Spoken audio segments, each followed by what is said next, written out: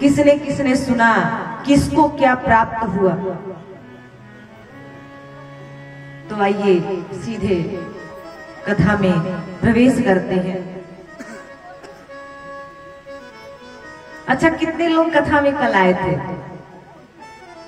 जितने लोग पूरी कथा सुन के गए होंगे उनको पता होगा कि कथा कहाँ विश्राम हुई थी। कहां तक पहुंचे थे भैया कथा में?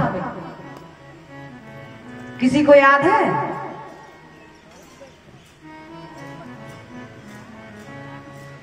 कल कथा पहुंची थी सृष्टि का विस्तार कैसे हो। शुकदेव मुनि परीक्षित महाराज को कथा सुना रहे थे कि जब भगवान को लीला करनी होती है तो भगवान एक से अनेक रूप धारण करते हैं। भगवान की इच्छा हुई कि सृष्टि का विस्तार हो, बहुत लोग हो उसमें, तो भगवान नारायण, भगवान विष्णु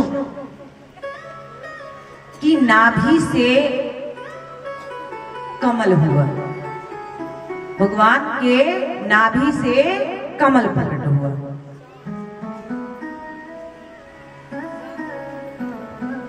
और उस कमल से ब्रह्मा जी प्रकट हुए।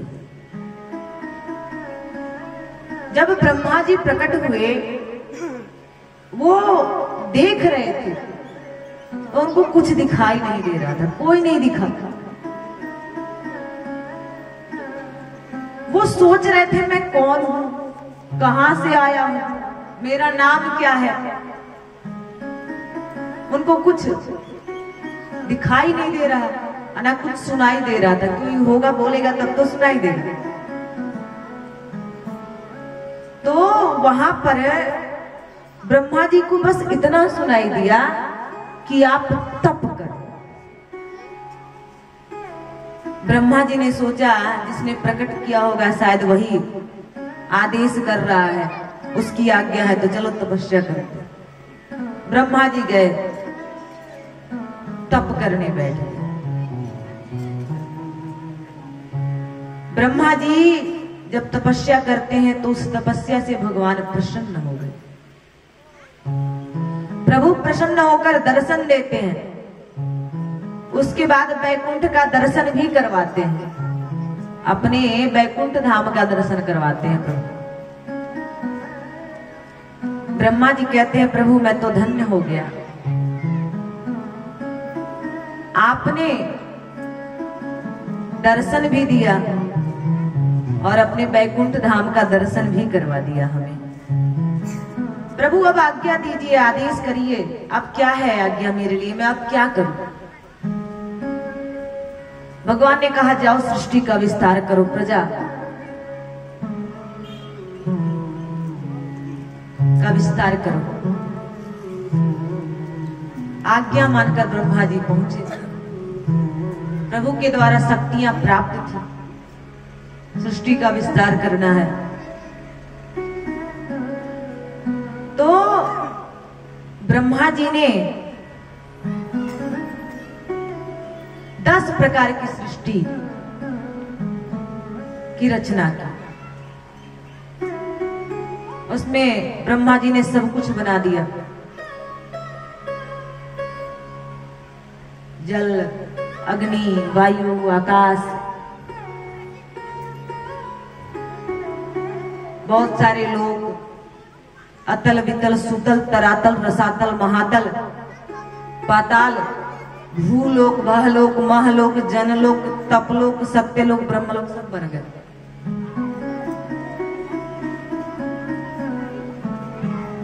उसके बाद ब्रह्मा जी ने 4 ऋषियों को प्रकट किया। 4 ऋषि, उनका नाम सनक, सनंदन, सनातन, सनत कुमार। चारों ऋषि ब्रह्मा जी को प्रणाम करते हैं। उन्होंने पूछा ब्रह्मा जी से क्या आदेश है। ब्रह्मा जी ने कहा जाओ प्रजा का विस्तार करो। चारों ऋषियों ने स्पष्ट मना कर दिया, हम माया में फंसने नहीं जाएंगे। अगर आप किसी को कोई काम कहें, महत्वपूर्ण हो, जरूरी हो, और सामने वाला मना कर दे तो आपको गुस्सा आएगा? गुस्सा आएगा ना? तो ब्रह्मा जी को बहुत तेज क्रोध आ गया।